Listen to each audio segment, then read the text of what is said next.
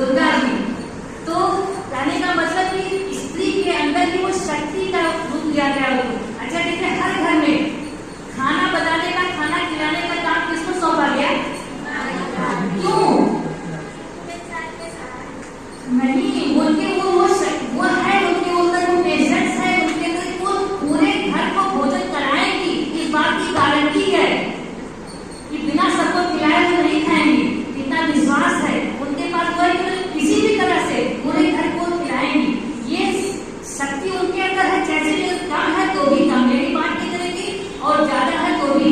तो मतलब ये विश्वास शुरू से ही रहा है, हमें किसी को बताने की जरूरत नहीं है स्त्रियों में कितनी शक्ति है। हाँ, बीच में कुछ टाइम ऐसा रहा कि लोग लड़कों को ज्यादा, हर घर में माहौल होता है कि लड़कियां तो दूसरे के घर जाएंगी, उनके ऊपर ज्यादा ध्यान नहीं दिया गया। लड़कों को लोग कुछ ज्यादा ध्यान दे रहे, क्योंकि अपना बेटा मजबूत होगा तो हमारे घर के काम। तो ये स्वार्थ की बात आ गई। साथ में पढ़ना लिखना खाना पीना सब कुछ, तो ऐसी बातें नहीं आनी चाहिए। ठीक है, तो इस समय जब नारियां अपने आप को बेचारी समझ रही, क्योंकि उनके अंदर पैसे की बात, बेचारी को कहा गया उनको, क्योंकि वो पैसा कमाने में ज्यादा अपना रोल नहीं करती।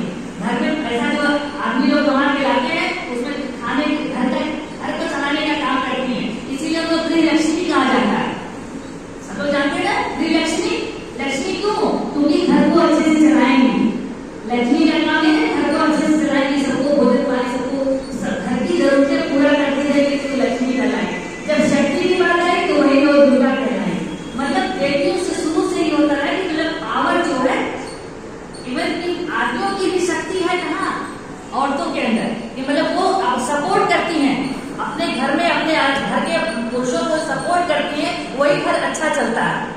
जिसमें घर में कहते हैं ना कि अगर औरतों की इज्जत नहीं हुई, वो घर बिखर जाता है। घर कभी भी ठीक चलेगा तभी जब उनका सपोर्ट होगा। आदमी घर कमा के पैसा लाते हैं और घर चलाती हैं औरतें। तो लेकिन क्योंकि पैसा कमाने का काम उनका नहीं था, उन्होंने मान लिया कि पैसा पुरुष कमा के लाएंगे, तो धीरे धीरे उनके हाथ में क्योंकि पैसा नहीं रहता था, इसलिए वो धीरे धीरे ऐसा नहीं है। अब लोग समझने लगे हैं, जैसे कि हमारी सरकार अभी समय आप लोगों को जो कुछ दिया गया है, क्या है ये उत्तर प्रदेश का ये मिशन शक्ति नाम क्यों दिया गया? एक मिशन की तरह से है। बोले ये जागरूकता पर सब औरतें अपने आप को उतना पावरफुल समझे, शक्तिशाली समझे कि हमारे हाथ अब पैसा कमाने का भी आप लोगों को उपक्रम बताया जा रहा है, तरीका बताया जा रहा है कि आप घर को देखते हुए, अपने घर को देखते हुए आप अपने घर का इनकम का भी स्रोत बने। यानी पुरुष जो कमा रहे हैं दैट इज गुड, वो अच्छी बात है, लेकिन अगर आप भी कुछ अर्निंग करेंगी, आप भी कुछ पैसा कमाएंगी, तो घर को चलाने। देखते हैं अभी आपने सुना होगा, टीवी वगैरह देखा होगा, चंद्रयान लॉन्च हुआ। चंद्रयान लॉन्च हुआ, उसमें 50% से ज्यादा महिलाएं गई आई थी। वो कहीं ऊपर से किसी और प्लेनेट से उतर नहीं आई थी ना, हमारे ही देश की थी, हम ही जैसे लोग थी। हाँ, उनका वातावरण ऐसा था, उनका जैसे लालू पालू ऐसे एटमॉस्फेयर में हुआ कि हमसे थोड़ा सा आगे, इस वजह से वो। लेकिन जो जहाँ जिस क्षेत्र में है, अपने आप को वो सबल समझे कि हम क्या कर सकते हैं। जागरूकता का अभियान क्या है? हम अवेयर हों, हम जागरूक हों। हमेशा जागरूक होने का मतलब हमेशा जगे रहें, सोते न रहें, जो हो रहा होने दीजिए, कोई बात नहीं। जहाँ जो कुछ हो रहा है उसमें हमारा क्या उसमें योगदान हो सकता है, हम क्या कर सकते हैं, ये चीज हमें हमेशा सजग होकर के, हमेशा सचेत होकर के देखना पड़ेगा कि यहाँ पर हम क्या कुछ कर सकते हैं। हमें याद है हम बचपन में छोटे छोटे थे, हम लोग बाहर रहते थे, हमारे तो चरखा, अब हम नहीं जानते आप किसी के घर में चरखा होगा, लेकिन पुराना चरखा पड़ा हुआ था, तो हम लोग उसकी कहानी की तरह सुनते थे कि ये गांधी जी चलाया करते थे। तो थोड़ा बच्चों के अंदर क्यूरियोसिटी होती है चरखा कैसे चलता है, तो धीरे धीरे हम लोगों ने सीखा और कई से कोई बताया, जो हमारे घर की दादी उनकी नानी थी, उन्होंने बताया कि चरखा कैसे चलाया जाता है। तो उन लोग कहानियां बताती थी कि अंग्रेजों का शासन था, उसके बाद जब देश आजाद हुआ, हमारा गरीबी ज्यादा थी, तो महिलाओं ने एक काम उठाया कि चरखा चलाने का। गांधी जी चरखा चलाते थे तो पता, लेकिन हमारे घरों में भी आप लोगों के जमाने में और बड़े बुरे कोई होंगे, उससे पूछेगा तो लोगों को चरखा चलाना आता होगा। दादी नानी बुढ़िया जो होंगी उनसे पूछेगा, क्योंकि ज्यादा नहीं, आज के 30 साल पहले लोगों के घरों में चरखा आज भी चलता होगा, मुझे नहीं पता, चलता होगा आज भी, लेकिन वो चरखा उन्होंने बताया मुझे कि घर के जो खेती खलियाने वाला काम करते थे घर के लोग, और वो चरखा जला करके अपने घर इस बात की गारंटी थी कि जो चरखा जाता था बिकता था, जैसे कि उनके घर में कभी कपड़े की कमी नहीं आई, इतने की जरूरत नहीं, खाली भंडार सबको घर में। लेकिन गरीब से गरीब लोग भी वो उनकी सजगता ही तो थी, उनका ये था कि हम क्या कर सकते हैं, तो चरखा चला करके हम ये योगदान कर सकते हैं कि हम हमारे घर में हमारे बच्चों को भी किसी को कपड़ा खरीदने की जरूरत नहीं पड़े। तो यही सजगता है, हम कहाँ क्या कर सकते हैं। धीरे धीरे तरह तरह की ट्रेनिंग हुई, लोग सीखने लगे क्या कुछ कर सकते हैं। देखिए सिलाई कढ़ाई है, लेडीज जिसको सिलाई कढ़ाई आती है तो क्या कभी वो फटा कपड़ा पहन सकता है या कभी उसको कपड़े का अभाव हो सकता है। जिसके पास पैसा वो ठीक है, आजकल मेले लगाते थी। पहले भी जब एक जन थी हमारे जानने वाली थी, उन्होंने कहा कि भाई अच्छे अच्छे कपड़े की डिमांड होती थी, उनके घर में पिताजी नहीं दे पाते थे, तो उन्होंने कहा कि अगर तुम सिलाई सीख लोगी तो हम जो पैसा टेलर को देते हैं उस पैसे का वो पैसा हम तुम्हारे कपड़े में लगा देंगे, यानी कि तुम्हारा और अच्छी क्वालिटी का कपड़ा हम ले आएंगे, अच्छा कपड़ा हम ले आएंगे, लेकिन सिलाई का पैसा हम नहीं लेंगे। कहना कि अच्छा वो दूध कौन पिएगा वो कौन तय करेगा? जो पीने वाला है ना वो तय करेगा। वो शराब कौन तय करेगा? जो पीने वाला है वो तय करेगा कि मैं पीऊंगा कि नहीं पीऊंगा, है ना।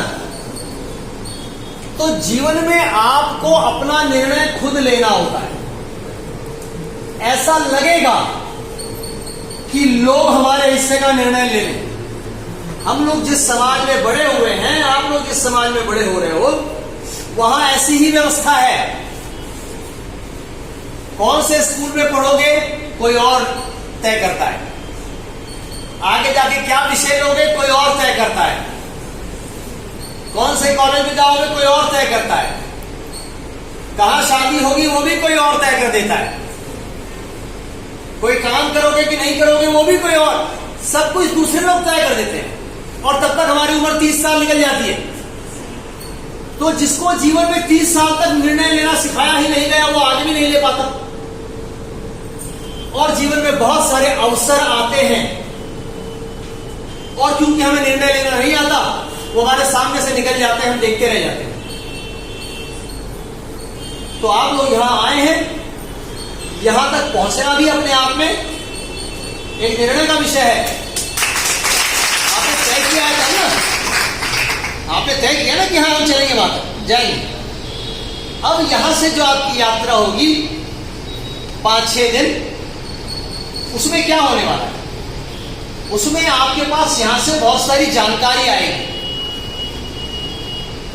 अभी संतोष जी बता रहे थे कि कौन कौन लोग आएंगे यहां पर, सब अपने अपने क्षेत्र के अलग अलग विषय के आए लोग होंगे। वो बहुत सारी जानकारी आपके साथ बांटेंगे। उस जानकारी को आप यहां से लेके जाएंगे कि यहीं छोड़ के जाएंगे वो आप तय करेंगे। तो ये बहुत महत्वपूर्ण समय होगा जो आपका यहां पर बीतेगा अगले कुछ दिन। जानकारी लेने से क्या होगा?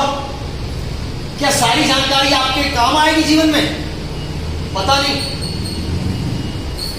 एक ऐसे ही वो थाना अध्यक्ष आएंगी, वो कुछ और बात करेंगी। कोई आपसे है ना जूडो कराटे की बात करने आएगा, वो कुछ और बात करेगा, कोई कुछ और बात करेगा। तो क्या सारी जानकारी आपके काम की होगी? आप उसको इस्तेमाल करना शुरू कर देंगे? नहीं। लेकिन उस जानकारी को लेना क्यों जरूरी है?